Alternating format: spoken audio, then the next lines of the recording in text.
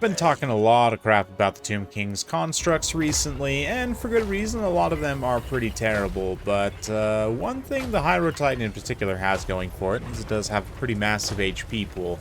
And I also wanted to take this opportunity to talk about the Aero Titan and a specific class of monsters that basically it's like it's slow monsters that fight in melee on 2 feet, which is a very, I'll admit, it's kind of arbitrary niche class, but there's an example here of a monster that was taken from Warhammer 1 to 2 to 3 and buffed significantly along the way to the point of being actually pretty good and cost effective now, which is the Giant. The same cannot be said of other units that might fall into this category, such as the Aero Titan or the Tree Man for the Wood Elves. But it's certainly something that can be remedied by a simple increase in weapon strength. The Aero Titan, honestly, if it had like 600 to 650 weapon strength, would actually probably become quite a bit better. Same thing goes for, of course, like the Treemen, Durthu, and so forth. But yeah, for today, Flying Taco, the Tomb King player here, is going to be trying to use it to good effect. He's got 2 Necrotechs to back him up here, both with Restore, and of course Arc in the Black for Summons and Lore of Death. Looks like a Screaming Skull Catapult, and some Sepulchral Stalkers Regiment of Renown, lots of skeletons in defensive formation, and 2 Ushabti Great Bows, of course. Up against the foul forces of Nurgle. Yes, that's right. We got some Exalted Heroes out in the wings, or 1 Exalted Hero, Chaos Sorcerer Lord out on the other side, some Knights of Nurgle, plenty of Nurglings, and some Marauders, as well as Plague Bearers, and yeah, a couple of Plague Bearers. Interesting choice. I don't necessarily hate it, but yeah, then the Marauders also. Plague Bearers are an interesting one because Tomb Kings don't really have any heavy infantry. The high weapon strength of Plague Bearers, in theory, could help mow through skeletons, even though their attack is relatively low and they're pretty slow themselves. We'll see how this theory ends up working out. But the Aero Titan also, in this specific matchup, does have fire damage, which is applicable given that it reduces healing received, so it can kind of go after those higher value targets. Magic damage, of course, bypasses physical resistance of demons, so in the event of a rogue like Kugath or something, you'd be glad you had the Aero Titan, certainly. But regardless, as Nurgle starts to close in slowly but surely, we're going to have to pay attention to these Knights here. One of the more dangerous units in this army. Just amazing overall stats. Poison, of course, 120 armor, plus the healing of Nurgle makes them incredibly tough to kill as if they're the ones receiving said healing, which they probably should be, honestly, in this build. I think they're probably the most expensive units. No single entity monsters for Nurgle, really. Just the Exalted Hero, who is quite a powerhouse in and of himself, but yeah, let's see here. Gonna get a nice summon here of the Skeleton Warriors right in the center. Very well placed and timed by Flying Taco. Disrupt those Marauders and interrupt them from charging in. Looks like these are actually Warriors of Nurgle. Yes, okay, so some Warriors of Nurgle. Let's see if we can keep track of what's what. Is it just the 1, maybe 2, 3 Warriors of Nurgle? Okay, so we do have some heavy infantry here. Again, potentially be a tough out for the Tomb Kings, given they don't really have the greatest anti-infantry armor-piercing tools. Tomb King's chariots don't really have enough AP or mass to effectively fight heavy infantry most of the time.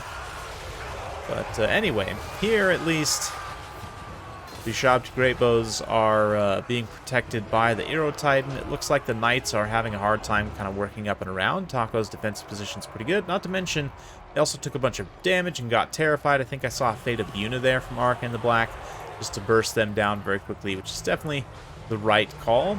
The Sepulchral Stalkers also just hanging back right now, being used as a range unit to try and detonate some of these armored infantry. The Catapult here is having a little bit of a tough time firing because the Ushabti Great Bows are so close. They're actually interrupting the line of sight a little bit here, it looks like. The Ushabti Great Bows themselves are also having a little bit of a tough time firing, so not the best situation for Flying Taco, but let's see what he can do. Another kind of cheeky little engagement here, you might not have noticed, is this Exalted Hero here. It's actually been fighting 3v1 on this single entity fights for some of it. Looks like right now Necrotect and Arcane three of them are going to pull away and try and trap the Nurgle Sorcerer in a 4v1 now, 4v2, I guess, with the Arrow Titan and the Exalted Hero now piling in, but Knights are also getting involved, so it's getting real messy right now. Single entity fights are all kind of ski-wampus, so let's stay close so we can see what's happening up close. Looks like Arcan soloed out against the Exalted Hero, getting bullied a little bit there, but likewise, the Arrow Titan is bullying the Sorcerer. So both Lords taking some damage. The Necrotechs are here. Do they have Embraces of the Sun? At least one of them? It doesn't look like that one does. What about this other one here? If I can get his unit card. No Vambraces of the Sun, so that's not going to be applying that blinded debuff, to everything around them as they attack, which is a choice, certainly. I think it's definitely an item, if you have the gold for it, you want to include, assuming it's still there. Actually, I haven't played the Tomb Kings in a super long time. I don't think they took it out in any balance patch, not that I can recall, but anyway. Knights here collapsing the Screaming Skull catapults. Let's take stock. The Shabti Greatbows also getting chased down by Knights. A little bit of an unfortunate situation. Eyes of the Desert are taking as much damage off of them as they can, but not going to be able to really save these Shabti Greatbows. The poison plus the speed of the Knights means they can't get away. So at least for the time being, they're focusing 2v1, which means this Shabti Greatbow can focus in. Eyes of the Desert also just countercharging now at this point, but things are looking a little grim for the Tomb Kings in terms of model count and support. I mean, they're already down most of their actual army. I mean, granted, value-wise, a lot of it is fine because the Arrow Titan is fighting. Arcan's still alive. He can continue to provide summons for the Arrow Titan to fight on top of. But, yeah, numbers-wise, things are looking pretty grim. Warriors haven't, or Nurgle here, rather, hasn't taken that much damage at the end of the day, and a lot of their demonic units even still perfectly healthy, just doing their Nurgle grinding thing. So, yeah, right now it looks like Bako's focused on taking out the Knights as a priority target if he can. The Shabti putting their massive arrows into the Knights of Nurgle. Arcan and his bros going to once again pull back. Ooh, nice Spirit Leech there, and the Focus Fire from the Sepulchral Stalkers also will be enough to break the Exalted Hero, perhaps. Perhaps not. Knights come in close for a little drive-by, and they're going to get blasted by, I think it's a gaze, right? It's like a gaze attack from the Sepulchral Stalkers, or is it like a spit? I don't know. Regardless, though, should be enough to see off these Knights of Nurgle and get Shabti Greatbows once again operational.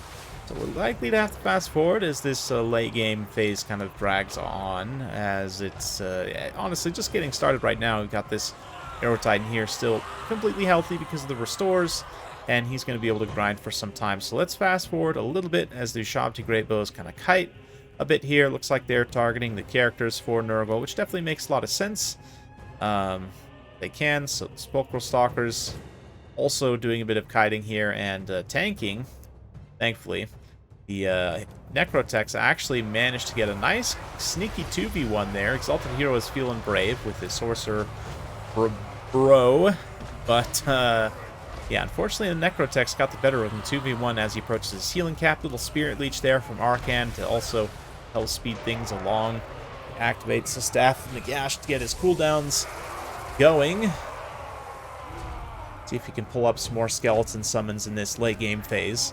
But again, the Arrow Titans, heavy armor, 100 armor, not insane, but a lot, and certainly the HP amount, given the lack of armor piercing relatively from Nurgle here, they're going to have a tough time, especially given, again, lower attack for a lot of Nurgle units, and the fact they're also exhausted. Everything's exhausted, but in particular that means that units tend to be a little bit tankier in practice when everything's exhausted, and that tends to favor tanky units, units which are tanky already, I should say.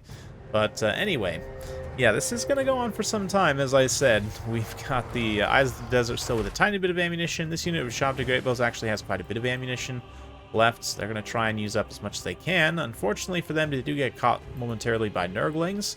Another summon there as Arcan continues to grind it out in melee. The fact that the Arrow Titan is just continuing to fight when taking almost no damage, but also has pretty much not paid for itself reinforces my point that a lot of single entities need their weapon strength increased, but in particular, these kind of slower, lumbering, again, two-legged single entities, other than the giant, which has already had this treatment. I just think the other units in this class should get that treatment.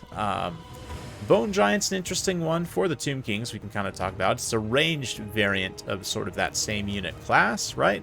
The Bone Giant's already pretty good. I don't think it's probably actually the best single entity Tomb Kings construct, given what it does for you. Accuracy could perhaps be a little bit better, but that might make it too OP. So honestly, I think I'm probably fine with the Bone Giant, with where the Bone Giant's at. The Hero Titan also was particularly impressive in its ability to tank damage here, and you know, that's fine. But given how expensive it is, you would hope that it could at least pay for itself a little bit more in its own damage output, and ultimately it does right at the end pay for itself. But still, I think given that it was fighting, you know, especially higher value targets that entire time, would have liked to have seen just a little bit more from it. Sepulchral Stalkers managed to pretty much equal it in value, and of course they have a very clear role here of having the anti-large. The shooting attack's also nice against single entities, smaller size and lower HP, which proved to be pretty effective. Shop to Great Bows also do a great job of kiting there. Flying Taco showing his veteran skill, and really good value, of course, on Arcan as well, using his magics. Skeleton are glorified roadblocks, and that's what they do very effectively here against Nurgle, who a lot of his units, interestingly, I don't know how much is going to actually pay for itself because of the crumbling damage for Tomb Kings, but still, overall, fairly effective. Wasn't quite enough in the end finish off the few kind of remaining high-value targets. And, I mean, Nurgle does have a bit of a lack of anti-large AP, so the Hero Titan having so much HP, plus the healing of the two Necrotechs being dedicated only to it, does mean that it's a lot for Nurgle to try and get through, in it, you know, with their kind of grinding.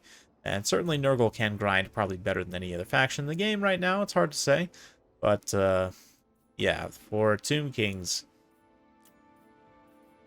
in terms of their constructs, single entities, Scorpions are pretty terrible, especially given their low weapon strength. Even, you know, fighting in a long battle, they'll struggle to pay for themselves. War Sphinx is probably my favorite. Has a lot of different use cases, pretty good utility, often can pay for themselves if used well. The Aero Titans, 2000, again, the bound spells are fine, but they don't really help you pay for itself that much. And as we saw there, in a long battle, perhaps it can end up paying for itself in the late game. But I just would like to see, you know, up to like a 600 weapon strength. And you can even look at the warriors themselves.